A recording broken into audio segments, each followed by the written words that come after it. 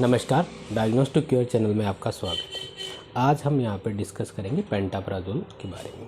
Pantoprazole मुख्य रूप से कैप्सूल, टैबलेट और इंजेक्शन के रूप में पाया जाता है।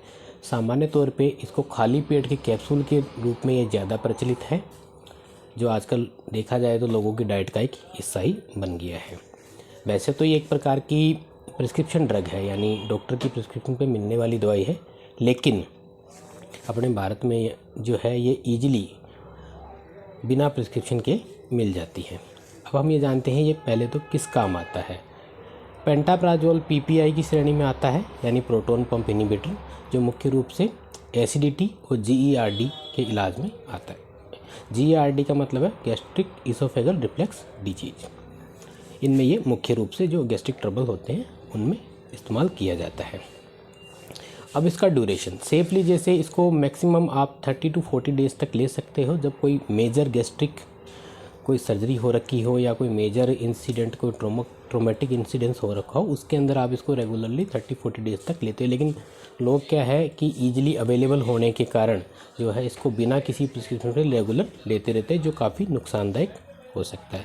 आज हमारा मेन जो यहाँ उद्देश्य है वो ये है कि इसके रेगुलर उपयोग से क्या अपने को मुख्य हानि हो सकती है। इसका जो रेगुलर उपयोग करते हैं, क्योंकि ये प्रोटॉन पंप इनहिबिटर है, एसिड की प्रोडक्शन को कम करता है, तो जिन मिनरल्स और जिन विटामिन्स के अवशोषण के लिए अपने को एसिड की ज़रूरत होती है, तो वो ज़रूरत पूरी नहीं हो पाती। यानी उनके अवशोषण के लिए अपने को स्टमक में जो इन्वायरमेंट चाहिए वो एसिडिक चाहिए। अगर अपने को एसिड नहीं मिल रहा है, क्योंकि अपन ये ले रहे हैं कैप्सूल, तो एसिड नहीं बन रहा है वहाँ पर बिल्कुल भी, तो उनका जो अवशोषण है कम हो जाता है। इसके अंदर जो सबसे वाइटल जो मिनरल है वो है कैल्शियम। वैसे मैग्नीशियम पे भी इफेक्ट, लेकिन सबसे वाइटल जिसके अपन डिस्कस करते हैं वो कैल्शियम। तो कैल्शियम का अवशोषण कम होने के कारण ब्लड में कैल्शियम की कमी आ जाती है, जिससे बोन डेंसिटी कम हो जाती है। और जो मेजर प्रॉब्लम आती है वो है मल्टीपल फ्रैक्चर। एल्डरली एज जो बूढ़े लोग होते हैं उनमें ज़्यादा होता है। जो ये इसका सेवन भी बूढ़े लोग ही ज़्यादा करते हैं आजकल। यंग में तो फिर भी ये प्रॉब्लम नहीं है, लेकिन आजकल के खान पान की वजह से यंग बूढ़े सब इसको यूज़ करते हैं। मल्टीपल फ्रैक्चर में जो ऑर्गन जो ज़्यादा इन्वॉल्व होते हैं वो अपने जो बड़े ऑर्गन, मेजर ऑर्गन है, जैसे स्पाइन हो गई, हिप हो गया, और रिस्ट के जो अपने बोन्स हैं वो इन्वॉल्व होती है। उनकी वजह से उनमें फ्रैक्चर आ जाते हैं। फ्रैक्चर आने से क्या है कि बोन डिफॉर्मिटी हो जाएगी, और भी आगे जाके जो एल्डरली है वो दिक्कत हो जाएगी। तो इसलिए, और ये दिक्कत कब है, ऐसे नहीं कि भाई 30 दिन, 40 दिन, 50 दिन यूज़ करने से होती है। ये दिक्कत होती है जब अब हम इसको 1 ईयर से ज़्यादा रेगुलरली यूज़ करते हैं। इसके साथ साथ जैसे मैग्नीशियम का भी इसमें अवशोषण कम हो जाता है। और एक वाइटल विटामिन है जैसे विटामिन B12, जिसकी आजकल सामान्यतः बहुत ज़्यादा कमी होती है, सब में कमी होती है। तो वो उसका रीज़न भी यही है कि जो इसका ज़्यादा उपयोग करता है उसमें B12 भी कम होता है। तो इस प्रकार जो इसका उपयोग है वो एक लिमिटेड करना चाहिए, और डॉक्टर ने जितना अपने को प्रिस्क्राइब किया हो उसके हिसाब से इसका उपयोग करना चाहिए।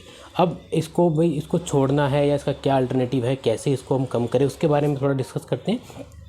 उसके लिए क्या आता है कि हम इसको एकदम से नहीं छोड़ें, जैसे जैसे अपने को रिक्वायरमेंट होगी वैसे वैसे इसको लें पहले तो। दूसरा, जैसे 40 mg में आता है ये कैप्सूल फॉर्म, तो हम 20 mg में टैबलेट फॉर्म आती है वो, या इससे जैसे और अदर बेटर जैसे कोई अल्टरनेटिव है, H2 हिस्टामिन ब्लॉकर जैसे रेनिटिनिन वगैरह है, वो इसके उपयोग में ले सकते हो। तो इन चीज़ों से आप क्या कर सकते हो, इसका उपयोग जो कम कर सकते हो, जैसे आपको रिक्वायरमेंट हो वैसे यूज़ कर सकते हो। निकट भविष्य में हमने प्लान किया है कि हमारी जो कंपनी है डायग्नोस्टिक क्योर, इसमें कोई हर्बल सप्लीमेंट लाने के बारे में विचार कर रही है। हमारा जो प्रोसेस है वो जारी है। जैसे ही कोई इसमें कोई बेटर अल्टरनेटिव मिल जाएगा हम करेंगे। हमारी रिसर्च इस बारे में जारी है कि किस प्रकार हम इस एसिडिटी की प्रॉब्लम को सोल्व करें बिना किसी साइड इफ़ेक्ट के। धन्यवाद।